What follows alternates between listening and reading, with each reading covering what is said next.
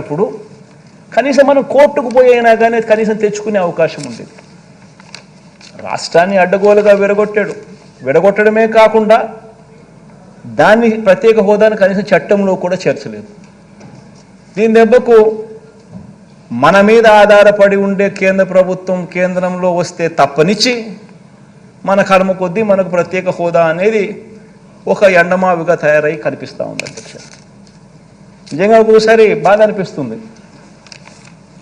కేంద్రంలో ఉన్న ఏ ప్రభుత్వం వచ్చినా కూడా వాళ్ళకు అబ్సల్యూట్ నెంబర్లు రాకూడదు అని చెప్పి మనస్ఫూర్తిగా కూడా కోరుకుంటా ఉన్నాం.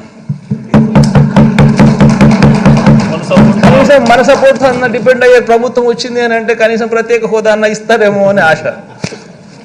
అన్ఫార్చునేట్గా విడగొట్టడమే ఒక అన్యాయం అయితే కనీసం రాష్ట్ర విభజన చట్టంలో దాన్ని పెట్టకపోవడం ఇంకా దారుణం అధ్యక్ష.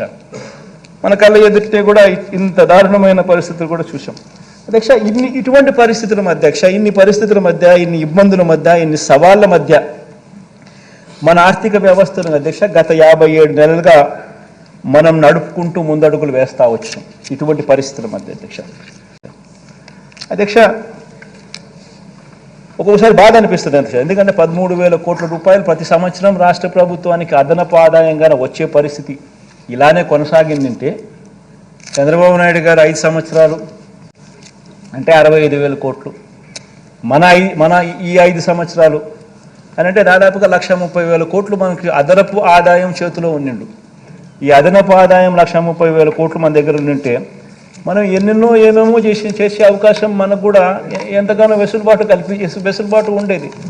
కానీ ఆ వెసులుబాటు అన్యాయంగా మన దగ్గర నుంచి ఆ వెసులుబాటు తీసేయడమే కాకుండా కనీసం ప్రత్యేక హోదా అన్న అంశమన్నా కనీసం చట్టంలో అన్న కనీసం రాసిందంటే కనీసం చట్టంలో అన్న కనీసం పెట్టుంటే రాష్ట్రాన్ని విడగొట్టేటప్పుడు కనీసం మనం కోర్టుకు పోయినా కానీ కనీసం తెచ్చుకునే అవకాశం ఉండేది. రాష్ట్రాన్ని అడ్డగోలుగా విడగొట్టడమే కాకుండా దాన్ని ప్రత్యేక హోదాను కనీసం చట్టంలో కూడా చేర్చలేదు. దీని దెబ్బకు మన మీద ఆధారపడి ఉండే కేంద్ర ప్రభుత్వం కేంద్రంలో వస్తే తప్పనిచ్చి మన కర్మ కొద్దీ మనకు ప్రత్యేక హోదా అనేది ఒక ఎండమావిగా తయారై కనిపిస్తూ ఉంది అధ్యక్ష. నిజంగా ఒకసారి బాధ అనిపిస్తుంది. కేంద్రంలో ఉన్న ఏ ప్రభుత్వం వచ్చినా కూడా వాళ్ళకు అబ్సల్యూట్ నెంబర్లు రాకూడదు అని చెప్పి మనస్ఫూర్తిగా కూడా కోరుకుంటా ఉన్నాం. కనీసం మన సపోర్ట్ అన్న డిపెండ్ అయ్యే ప్రభుత్వం వచ్చింది అని అంటే కనీసం ప్రత్యేక హోదా అన్న ఇస్తారేమో అని ఆశ. అన్ఫార్చునేట్గా విడగొట్టడమే ఒక అన్యాయం అయితే కనీసం రాష్ట్ర విభజన చట్టంలో దాన్ని పెట్టకపోవడం ఇంకా దారుణం అధ్యక్ష. మన కళ్ళ ఎదుటితే కూడా ఇంత దారుణమైన పరిస్థితులు కూడా చూసాం అధ్యక్ష. ఇటువంటి పరిస్థితుల మధ్య ఇన్ని పరిస్థితుల మధ్య, ఇన్ని ఇబ్బందుల మధ్య, ఇన్ని సవాళ్ళ మధ్య మన ఆర్థిక వ్యవస్థను అధ్యక్ష గత 57 నెలలుగా మనం నడుపుకుంటూ ముందడుగులు వేస్తూ వచ్చాం. ఇటువంటి పరిస్థితుల మధ్య అధ్యక్ష ఒక్కొక్కసారి బాధ అనిపిస్తుంది అధ్యక్ష. ఎందుకంటే 13,000 కోట్ల రూపాయలు ప్రతి సంవత్సరం రాష్ట్ర ప్రభుత్వానికి అదనపు ఆదాయంగా వచ్చే పరిస్థితి ఇలానే కొనసాగిందంటే చంద్రబాబు నాయుడు గారు 5 సంవత్సరాలు అంటే 65,000 కోట్లు, మన ఈ 5 సంవత్సరాలు అని అంటే దాదాపుగా 1,30,000 కోట్లు మనకి అదనపు ఆదాయం చేతిలో ఉండిండు. ఈ అదనపు ఆదాయం 1,30,000 కోట్లు మన దగ్గర ఉండింటే మనం ఏమేమో చేసే అవకాశం మనకు కూడా ఎంతగానో వెసులుబాటు ఉండేది.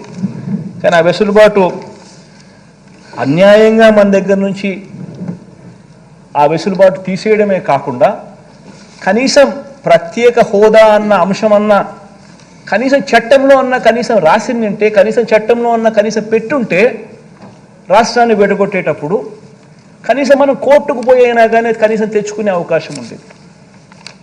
రాష్ట్రాన్ని అడ్డగోలుగా విడగొట్టడమే కాకుండా దాన్ని ప్రత్యేక హోదాను కనీసం చట్టంలో కూడా చేర్చలేదు. దీని దెబ్బకు మన మీద ఆధారపడి ఉండే కేంద్ర ప్రభుత్వం కేంద్రంలో వస్తే తప్పనిచ్చి మన కర్మ కొద్దీ మనకు ప్రత్యేక హోదా అనేది ఒక ఎండమావిగా తయారై కనిపిస్తూ ఉంది అధ్యక్ష. నిజంగా ఒకసారి బాధ అనిపిస్తుంది. కేంద్రంలో ఉన్న ఏ ప్రభుత్వం వచ్చినా కూడా వాళ్ళకు అబ్సల్యూట్ నెంబర్లు రాకూడదు అని చెప్పి మనస్ఫూర్తిగా కూడా కోరుకుంటా ఉన్నాం. కనీసం మన సపోర్ట్ అన్న డిపెండ్ అయ్యే ప్రభుత్వం వచ్చింది అని అంటే కనీసం ప్రత్యేక హోదా అన్న ఇస్తారేమో అని ఆశ. అన్ఫార్చునేట్గా విడగొట్టడమే ఒక అన్యాయం అయితే కనీసం రాష్ట్ర విభజన చట్టంలో దాన్ని పెట్టకపోవడం ఇంకా దారుణం అధ్యక్ష. మన కళ్ళ ఎదుటితే కూడా ఇంత దారుణమైన పరిస్థితులు కూడా చూసాం అధ్యక్ష. ఇటువంటి పరిస్థితుల మధ్య అధ్యక్ష, ఇన్ని పరిస్థితుల మధ్య, ఇన్ని ఇబ్బందుల మధ్య, ఇన్ని సవాళ్ళ మధ్య మన ఆర్థిక వ్యవస్థను అధ్యక్ష గత 57 నెలలుగా మనం నడుపుకుంటూ ముందడుగులు వేస్తా వచ్చాం ఇటువంటి పరిస్థితుల మధ్య అధ్యక్ష. ఒక్కొక్కసారి బాధ అనిపిస్తుంది అధ్యక్ష, ఎందుకంటే 13,000 కోట్ల రూపాయలు ప్రతి సంవత్సరం రాష్ట్ర ప్రభుత్వానికి అదనపు ఆదాయంగా వచ్చే పరిస్థితి ఇలానే కొనసాగిందంటే చంద్రబాబు నాయుడు గారు 5 సంవత్సరాలు అంటే 65,000 కోట్లు, మన ఈ 5 సంవత్సరాలు అని అంటే దాదాపుగా 1,30,000 కోట్లు మనకి అదనపు ఆదాయం చేతిలో ఉండిండు. ఈ అదనపు ఆదాయం 1,30,000 కోట్లు మన దగ్గర ఉండింటే మనం ఏమేమో చేసే అవకాశం మనకు కూడా ఎంతగానో వెసులుబాటు ఉండేది. కానీ ఆ వెసులుబాటు అన్యాయంగా మన దగ్గర నుంచి ఆ వెసులుబాటు తీసేయడమే కాకుండా